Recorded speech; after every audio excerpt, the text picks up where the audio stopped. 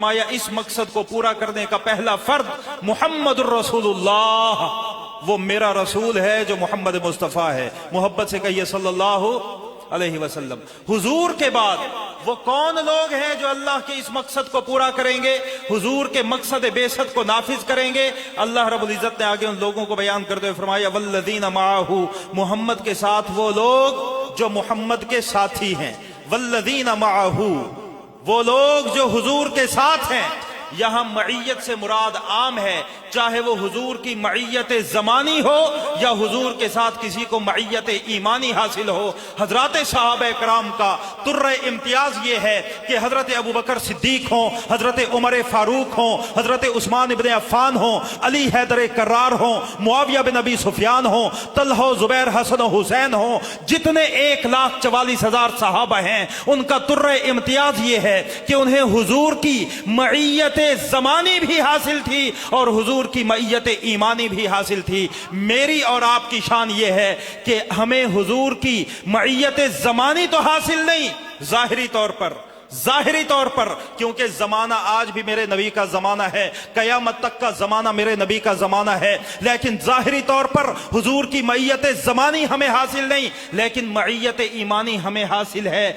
जो शख्स अशहदु अल्ला इलाहा इल्लल्लाह व अशहदु अन्ना मुहम्मदन अब्दुहु व रसूलुहु का इकरार करता है, उसे हुजूर की मईयत ईमानी हासिल है। अल्लाह रब्बुल इज्जत इस आयत मुबारका में बताना ये चाहते हैं कि लोगों, हुजूर की बेइज्जत का मकसद जैसे पूरा करना हुजूर का काम था, वैसे उन लोगों का भी काम है जिनको हुजूर की मईयत हासिल है, चाहे वो मईयत ज़मानी हो या मईयत ईमानी हो, चाहे वो हजरत सहाबा हो, ताबईन हो, तबा ताबईन हो, या 15 सदियों के बाद अलीपुर शहर के मुसलमान हों। जिस तरह हजरत सहाबा के जिम्मे था हुजूर के मकसद को तमाम मकासिद पे गालिब करना, अल्लाह के दीन को तमाम दीनों पे गलबा देना, अल्लाह की शरीयत को तमाम निजामों पे गालिब करके नाफिज करना, जैसे सहाबा की जिम्मेदारी थी, बेईन ही उसी तरह आज के मुसलमान की भी यही जिम्मेदारी है कि वो हुजूर का वो मकसद बेशक कि हुवल्लज़ी अरसला रसूलहु बिल हुदा व दीनिल हक़्क़ि लियुज़हिरहु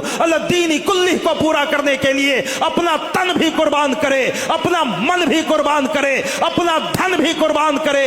आज मेरे और आपके लिए लम्हे फिक्रिया ये है कि मैं और आप सोचें कि वो मकसद जो वल्लज़ीना माअहू के तहत अल्लाह ने मेरे और आपके जिम्मे लगाया है, हम उस मकसद को किस हद तक पूरा कर रहे हैं। क्या हमने अपना तन अल्लाह के दीन को नाफिज करने के लिए लगाया? क्या हमने अपना मन अल्लाह के दीन को नाफिज करने के लिए लगाया? क्या हमने अपना धन अल्लाह के दीन को नाफिज करने के लिए लगाया? इस चीज का अल्लाह ने क़यामत के दिन मुझसे भी सवाल करना है, आपसे भी सवाल करना है। वल्लज़ीना माअहू के मिस्दाक में जैसे सहाबा आते हैं, वैसे क़यामत तक आने वाला हुजूर का हर मुसलमान उम्मती भी इसके मिस्दाक में आता है। अब वो वल्लज़ीना माअहू कौन होंगे? जो हुजूर के निजाम को तमाम निजामों पे गालिब करेंगे। मैं बहुत जल्दी बात कर रहा हूं, आप तवज्जो मेरी तरफ रखिएगा।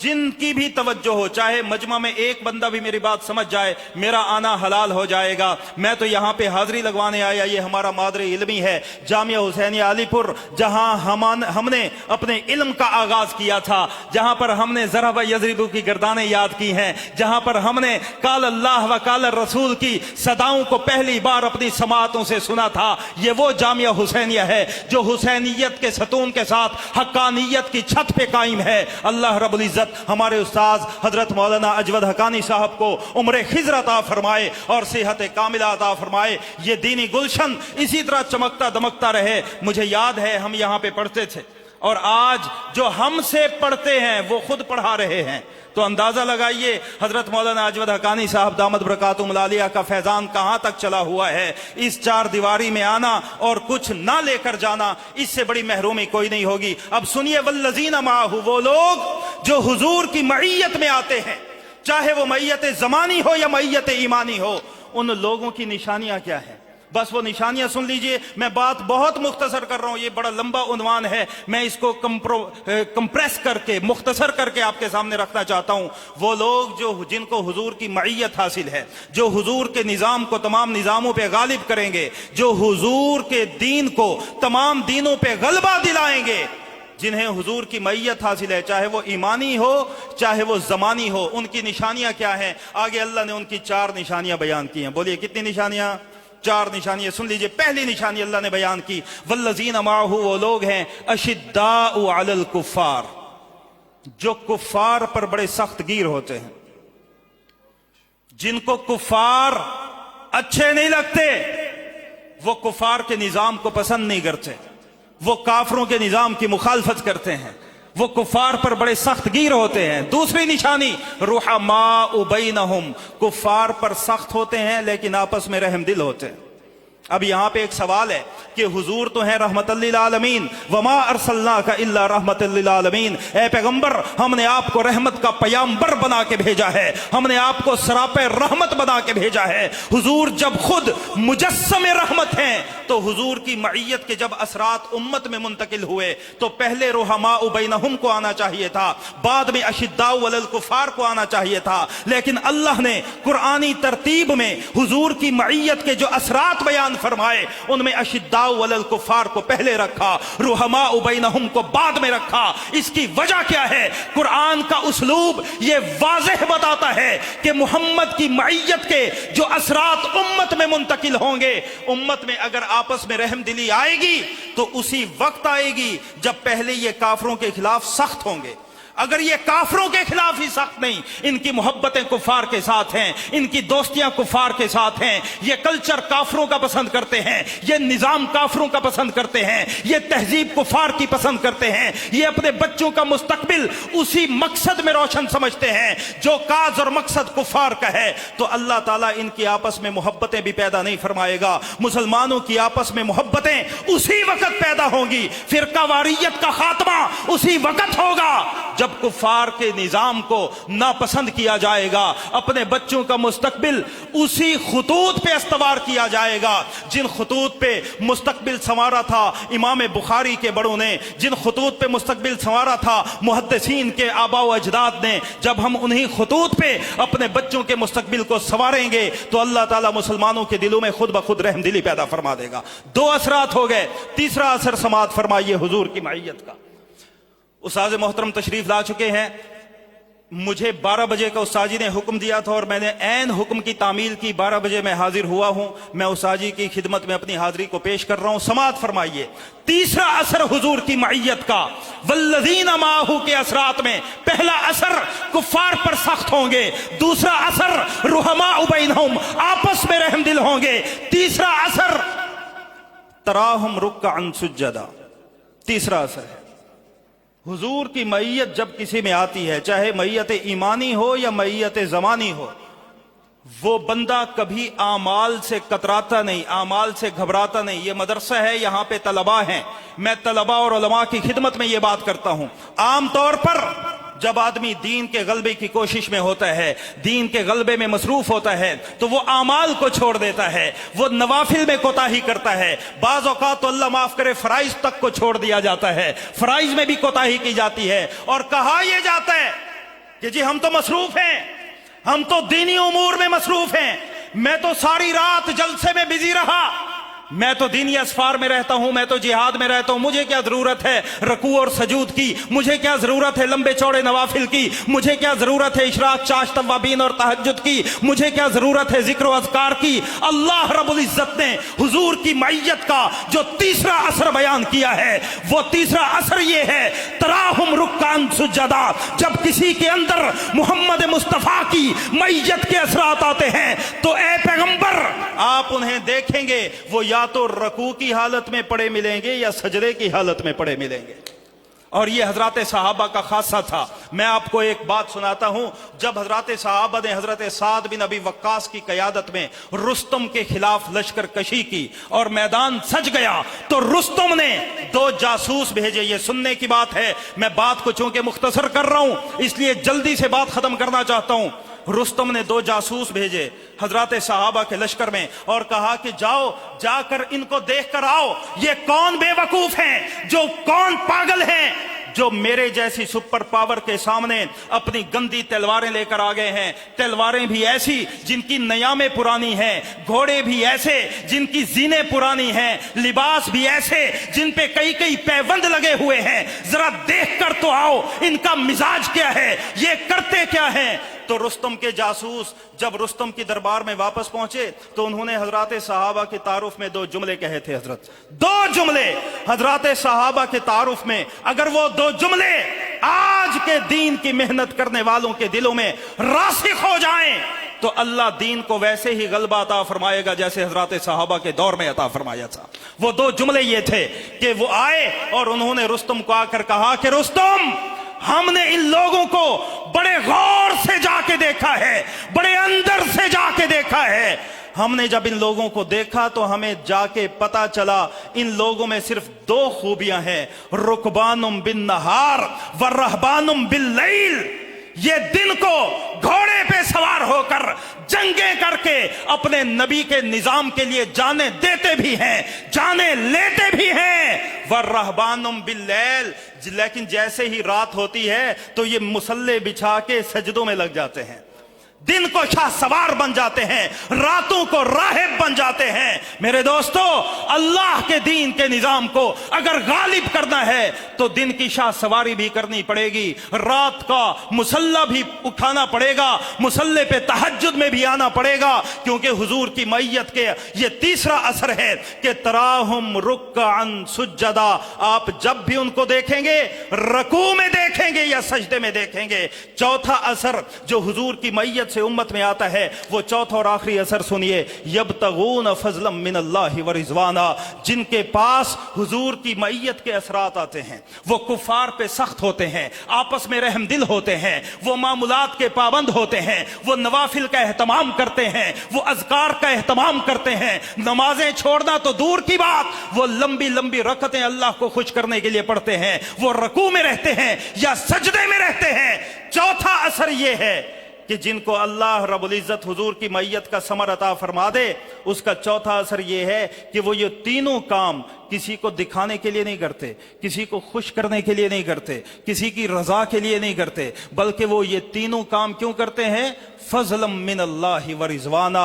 उनकी नजर अल्लाह के फजल पर होती है और अल्लाह की रजा पे होती है। वो जो काम करते हैं सिर्फ अल्लाह के लिए करते हैं, इखलास की बुनियाद पे करते हैं, खालिस होके करते हैं। तो भाइयों, ये 4 वो अनासिर हैं, अगर ये अनासिर मिल जाएं, कुफार पे सख्ती, आपस में रहम दिली, इबादात और मामूलात और नवाफिल की पाबंदी, दुआओं का एहतमाम और इसके साथ इखलास की दौलत, अगर ये 4 अनासिर मिल जाएं तो आज भी अल्लाह का दीन वैसे गालिब होगा जैसे हजरात सहाबा के दौर में गालिब हुआ था। तो आज इरादा कीजिए कि मैं और आप अपनी नस्लों को इन 4 असरात से मुतारिफ कराएंगे, खुद भी अपने अंदर ये 4 असरात पैदा करने की कोशिश करेंगे, अपनी औलादों में भी ये 4 असरात लाने की कोशिश करेंगे। और इसका बेहतरीन तरीका यह है कि अपने बच्चों को दीनी मदारिस में ले आएं और ये ना देखें कि फलां दीनी मदरसे में असरी तालीम होती है, फलां में नहीं होती। आखिरी बात कर रहा हूं, ये बहुत बड़ा मुगालता है, ये खलते मबहस है, ये ऐसी प्रोपेगेशन है जिस प्रोपेगेशन में मैं और आप भी मुब्तला हो गए। वो क्या कि जी दीनी मदारिस में असरी तालीम होनी चाहिए, और हम भी आज कहते हैं जी बिल्कुल होनी चाहिए। जुमला ये दुरुस्त नहीं है कि दीनी मदारिस में असरी तालीम होनी चाहिए, जुमला ये दुरुस्त है कि असरी इदारों में भी दीनी तालीम होनी चाहिए। तवज्जो नहीं आपकी, बात समझ आ रही है?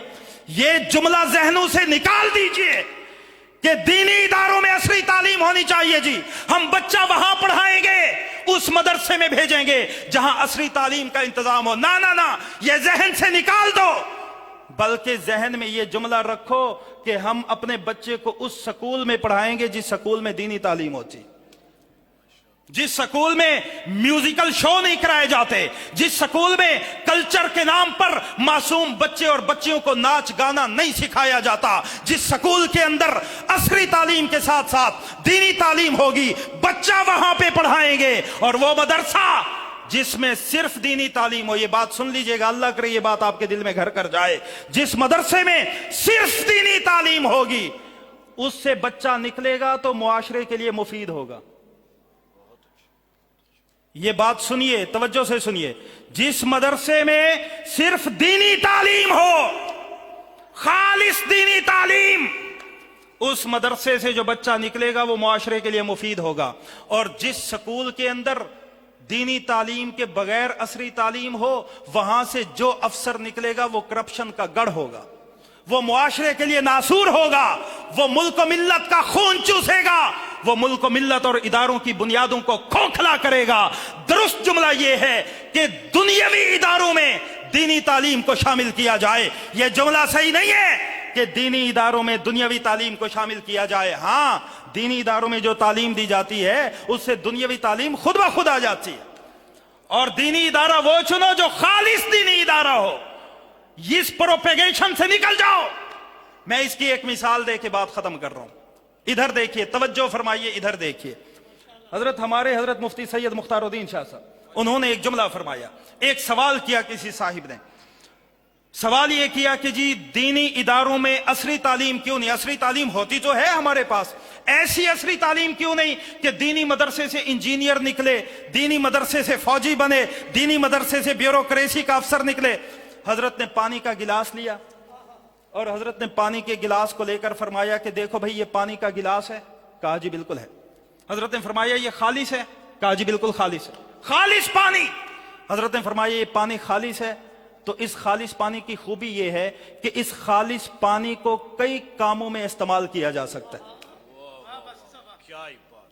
پانی خالص ہے، کئی کاموں میں استعمال ہوگا. اسی خالص پانی سے آپ پتی اور چینی ملا کے قہوہ بھی بنا سکتے ہیں. اسی خالص پانی سے پتی، چینی اور دودھ ملا کے چائے بھی بنا سکتے ہیں. اسی خالص پانی میں چینی ملا کے شربت بھی بولیے بنا سکتے ہیں.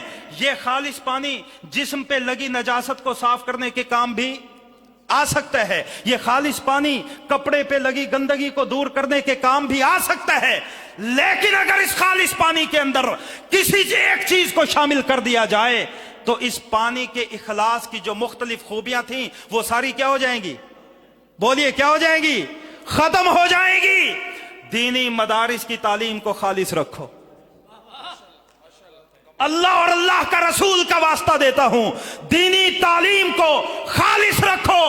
دینی تعلیم خالص رہی تو اللہ کی قسم دینی مدرسوں سے تبلیغ کرنے والے الیاس کاندھلوی بھی پیدا ہوں گے، سیاست کرنے والے مفتی محمود بھی پیدا ہوں گے، کفر کو ناکوں چننے چبوانے والے امیر عظیمت حضرت حق نواز بھی پیدا ہوتے رہیں گے. اگر دینی تعلیم خالص رہی تو دینی مدرسے کا حسن قائم رہے گا. سیاست بھی یہاں سے نکلے گی، تبلیغ بھی یہاں سے نکلے گی، جہاد بھی یہاں سے نکلے گا، فرق باطلہ کا رد بھی یہاں سے نکلے گا، مدرس بھی یہاں سے نکلے گا، صوفی بھی یہاں سے نکلے گا. لیکن اگر میں نے اور آپ نے غیروں کی ایما پر دینی مدارس کے اخلاص کو ختم کر دیا، اس کی تعلیم کو مکسچر کا ملغوبہ بنا دیا، تو پھر آپ کو نہ تبلیغ والے الیاس کاندھلوی ملیں گے، نہ سیاست کے مفتی محمود ملیں گے، نہ فرق باطلہ پہ یلغار کرنے والے امیر عظیمت ملیں گے، نہ آپ کو تصوف کے وہ لوگ ملیں گے جو لوگوں کو دنیا سے توڑ کر اللہ سے ملا دیں.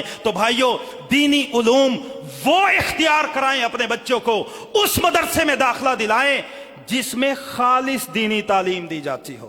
پتہ نہیں میں یہ بات آپ کو سمجھا سکا کہ نہیں سمجھا سکا. ارادہ کرتے ہیں اس مجمع میں جتنے افراد موجود ہیں جن کا کوئی بچہ حافظ یا عالم ہے، بن رہا ہے یا بن چکا ہے، وہ مبارکباد کے مستحق ہیں. اور اگر اس مجمع کے اندر ایک شخص بھی ایسا ہے جس کے خاندان کا کوئی بچہ ہو یا بچی وہ نہ عالم بنا، نہ عالمہ بنا، نہ حافظ بنا، نہ حافظہ بنا، آج اس مجمع میں ارادہ اور عزم مصمم کیجئے کہ انشاءاللہ اپنی نسلوں میں سے، اپنے گھرانوں میں سے ایک ایک بچے کو عالم یا عالمہ بنائیں گے، حافظ یا حافظہ بنائیں گے. ارادہ کرتے ہیں کہ نہیں کرتے؟ دعا ہے کہ اللہ رب العزت مجھے اور آپ کو کہنے سننے سے زیادہ عمل کی توفیق عطا فرمائے. ہمارے اس گلشن جامعہ حسینیہ علی پور کی اللہ رب العزت آبیاری فرمائے، اس کو تا قیامت شاد و آباد فرمائے. میرا اور آپ کا آنا اپنی بارگاہ میں قبول و منظور فرمائے. وآخر دعوانا. اصلاحی بیانات، فقہی معلومات اور مستند دینی تعلیمات کے لیے مولانا احمد مدنی عباسی چینل سبسکرائب کریں.